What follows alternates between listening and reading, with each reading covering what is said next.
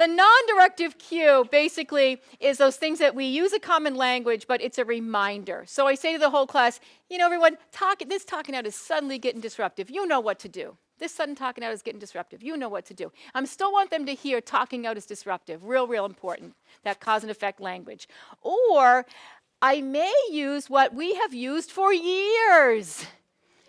Non-directive cues are just that, the evil eye. Remember how your teacher really didn't wear glasses, but they bought them anyway so they could do one of these? And why is it that we knew that as soon as your teacher came up to you and went with like this, you were like, whoa, I'm in trouble.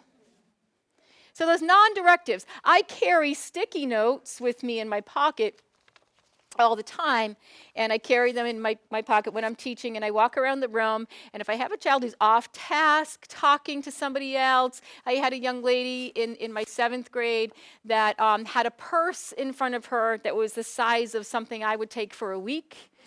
I don't know what she had in there, but it was really a big purse. And she had it on her desk. And what she didn't realize is that, see, kids, they don't realize some of these things. Like when they are on their phone, they don't realize that it casts a bright light on their face. So she's underneath it, and it's like, and I can see it. So thinking, what am I going to do about this? My first thought is to say, excuse me, Miss Felicia there, put that away. That's my first, your automatic thought is to go, put that away. Or to say to her, what are you doing back there?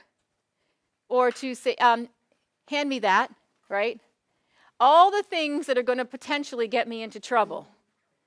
So what I do instead is I take out my little pen, which I carry around the classroom as we're working on some seat work, and I just write a little note on here that says, we're in Language Arts, page 83, section B, please join us. And I rip it off, and I walk past her desk, and I just stick it right there. So she goes like this, she's like on her phone, oh.